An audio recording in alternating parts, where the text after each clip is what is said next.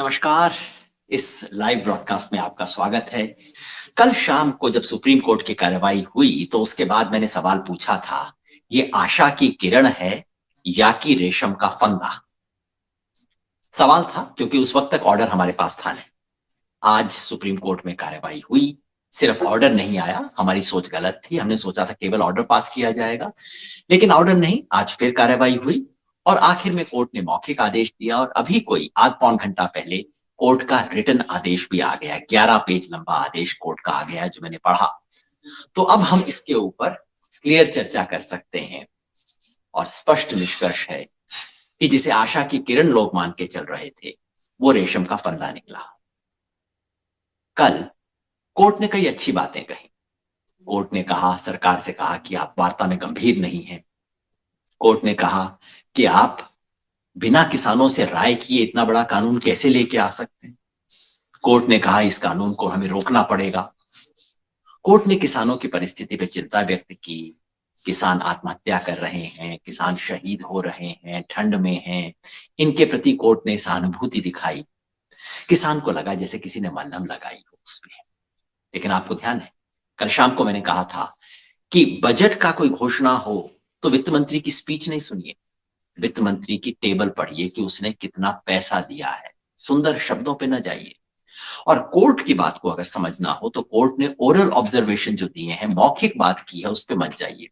Court के order में क्या लिखा है उसे देखिए।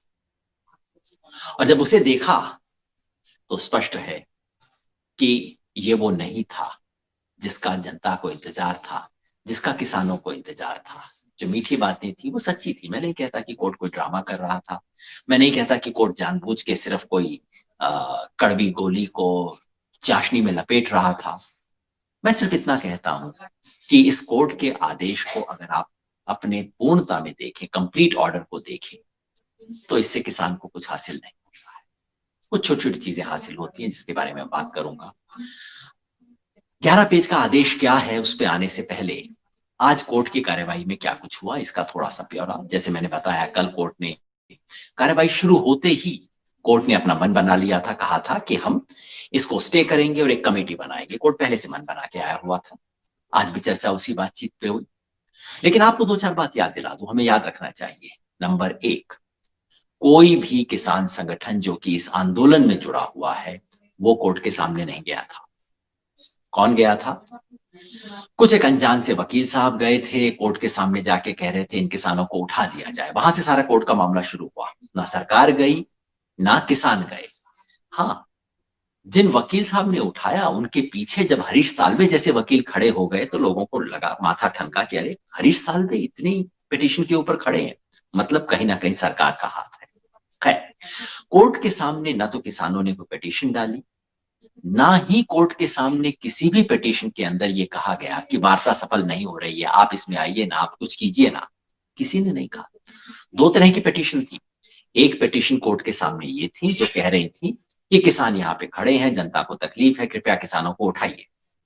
दूसरी पिटीशन ये थी जो कहती थी कि ये कानून जो है वो गलत है, असंवैधानिक है, इन कानूनों को खारिज कीजिए। जहां तक दूसरी पिटीशन का सवाल है, कोर्ट ने कहा, और उसके बाद में कुछ पिटीशन ये भी आ गई कि ये कानून बहुत अच्छे हैं। अब अच्छे वाले को पिटीशन देने की क्या जरूरत है, मुझे समझ नहीं आया। खैर, वो उसके अंदर इंप्लीड हुए, वो उसके अंदर शामिल हुए। कोर्ट ने जहां तक संवैधानिकता का सवाल था, कोर्ट ने उसके बारे में कोई जजमेंट नहीं दिया है। ये कानून संवैधानिक है या नहीं है, पहले दिन से हम कह रहे हैं कि केंद्र सरकार को दरअसल ये कानून बनाने का तो हक ही नहीं है। उसके ऊपर कोर्ट ने अभी कुछ नहीं कहा है। कोर्ट ने कहा इस बात को बाद में देखेंगे। हमारी उम्मीद थी कि कोर्ट इस पर कुछ कह सकता था, लेकिन कोर्ट ने वो नहीं कहा। तो फिर कोर्ट ने क्या कहा? पहले दिन से कोर्ट ने उस सवाल पे दिलचस्पी दिखाई जो दरअसल कोर्ट के सामने था नहीं, कि ये वार्ता किसानों और सरकार के बीच में क्यों नहीं हो रही है। हम इसके अंदर कुछ इस वार्ता को सुलझाएंगे, इस गांठ को सुलझाएंगे। किसानों ने नहीं कहा कि आप सुलझाइए, सरकार ने भी ऑफिशियली नहीं कहा, लेकिन पहले दिन से संदेह था। जब हरीश साल्वे खड़े हुए तो लगा कि मामला गड़बड़ है।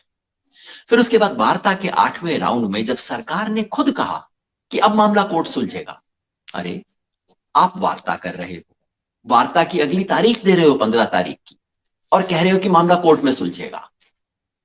तो बहुत लोगों के मन में शक हुआ और शक ये था कि सरकार जो काम विज्ञान भवन में नहीं कर पा रही, कहीं सरकार ये उम्मीद तो नहीं कर रही कि वो मामला सुप्रीम कोर्ट कर देगा। अब सरकार सुप्रीम कोर्ट पे दबाव डाल सकती है, नहीं डाल सकती, इसके बारे में मैं कोई टिप्पणी नहीं करूंगा। लेकिन बहुत लोगों के मन में सवाल उठा कि भाई मंत्री जी क्यों कह रहे हैं कि मामला सुप्रीम कोर्ट सुलझाएगा? जो सवाल सुप्रीम कोर्ट के सामने है ही नहीं, सुप्रीम कोर्ट उसे कैसे सुलझाएगा? मंत्री जी को कैसे पता कि सुप्रीम कोर्ट इसके अंदर आएगा? क्योंकि सरकार की मंशा साफ थी पहले दिन से। सरकार क्या चाहती है, जिसे हिंदी में कहते हैं सांप भी मर जाए और लाठी भी ना टूटे।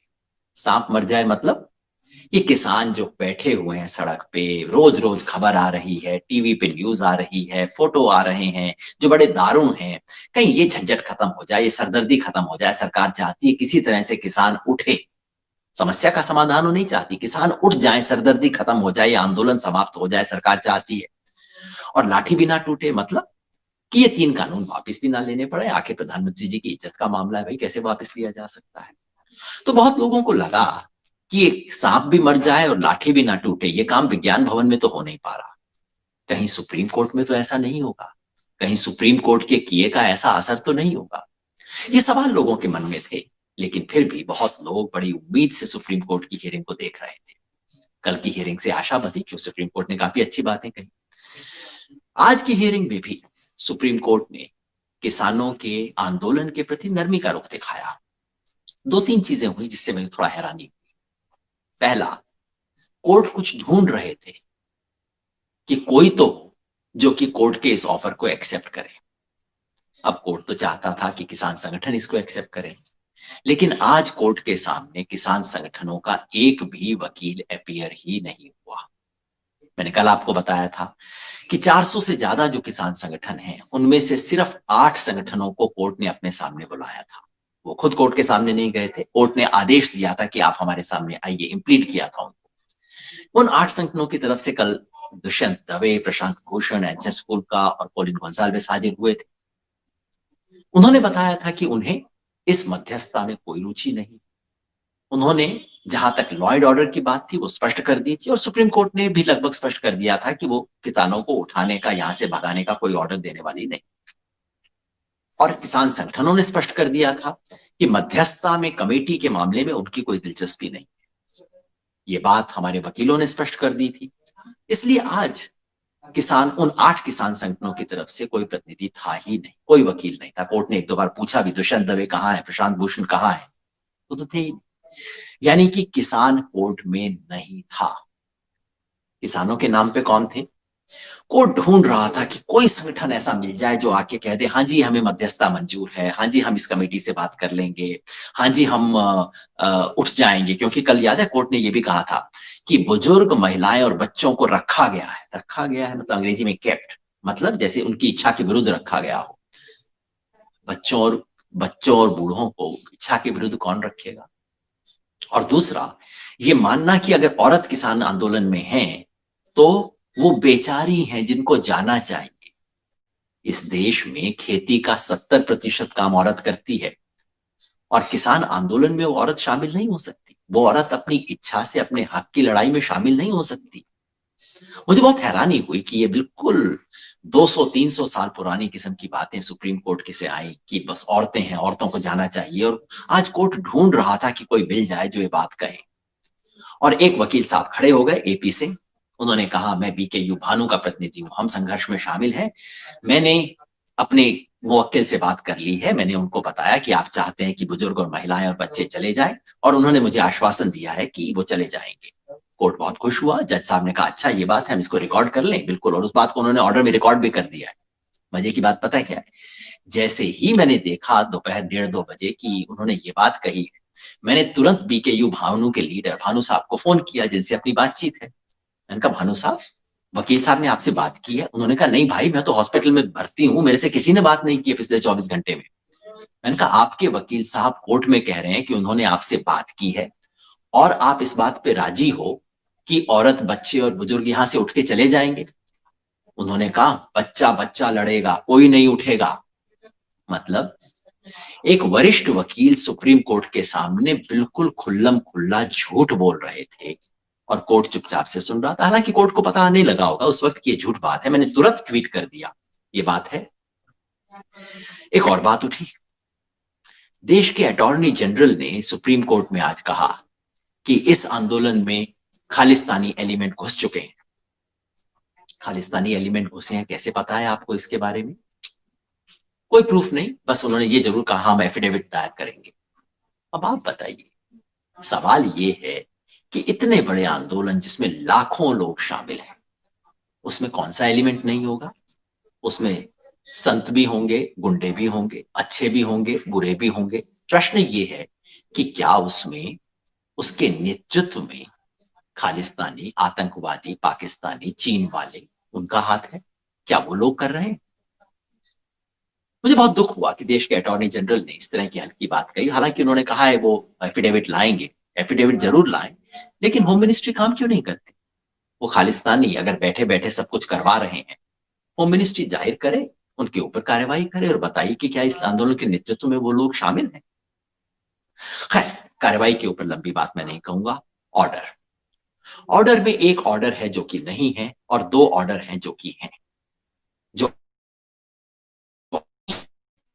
वो को यहां से उठने का ऑर्डर, इसका हम स्वागत करते हैं, क्योंकि पहले दिन से हम कह रहे हैं कि ये शांतिपूर्ण है, अहिंसक है, हमारा लोकतांत्रिक अधिकार है। आज कोर्ट के ऑर्डर में ऐसा कुछ नहीं कहा गया कि किसानों को यहां से उठ जाना चाहिए।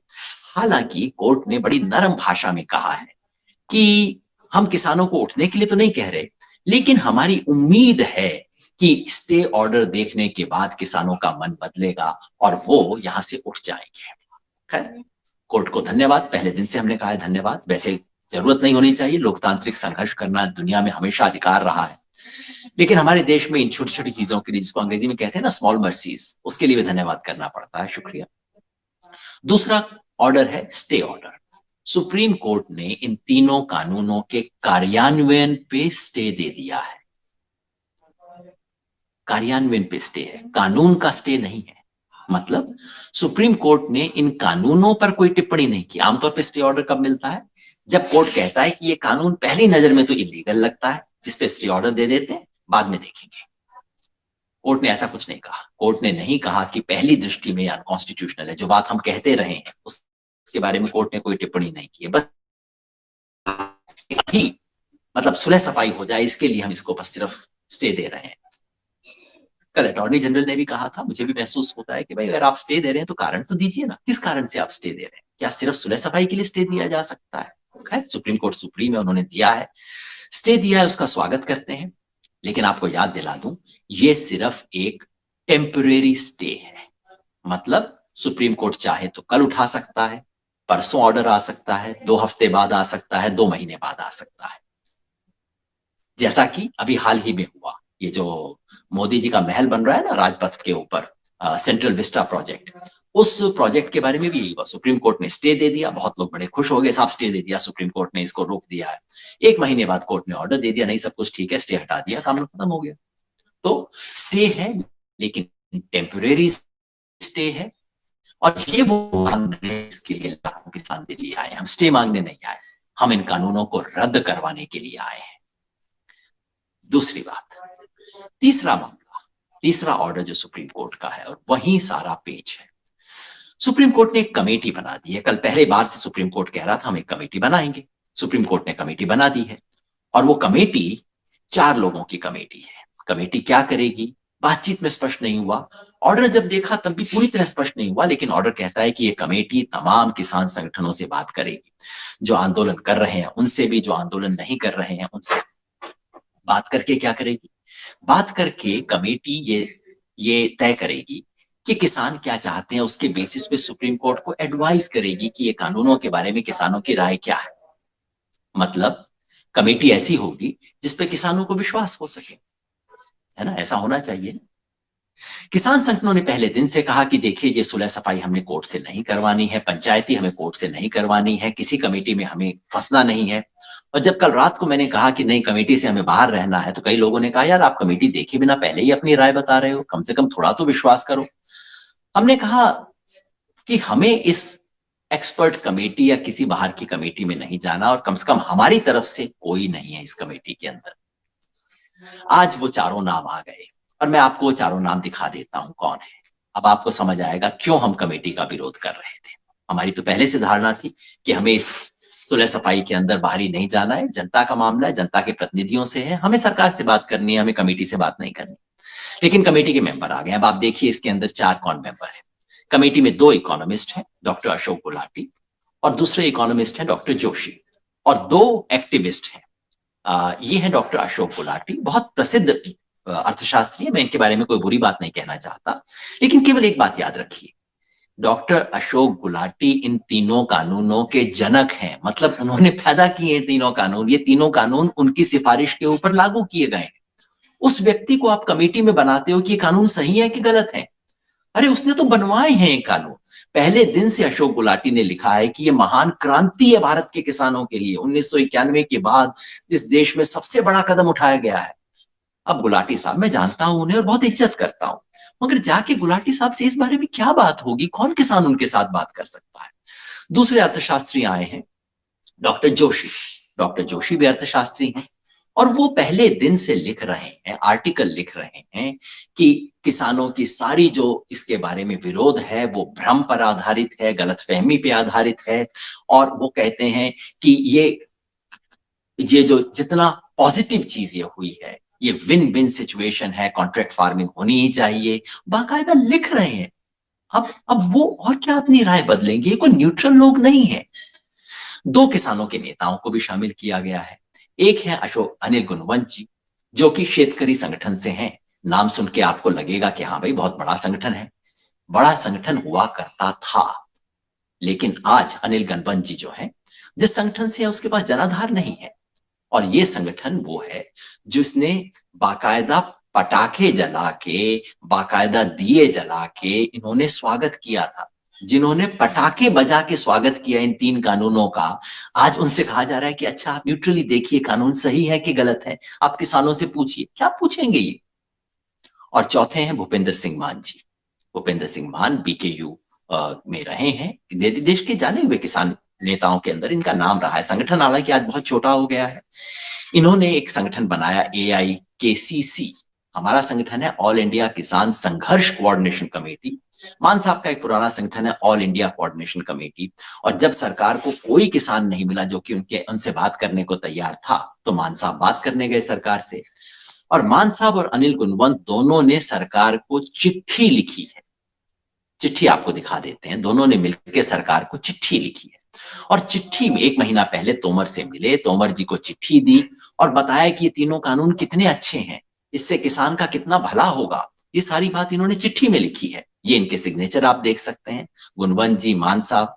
तो भाई जब इन्होंने खुल के अपनी बात कही है, क्या कहा है? कानून बहुत अच्छे हैं, आप इस मार्ग से मत हटना, हाँ छोटे मोटे सुधार करने की जरूरत है, वो आप कर लीजिए।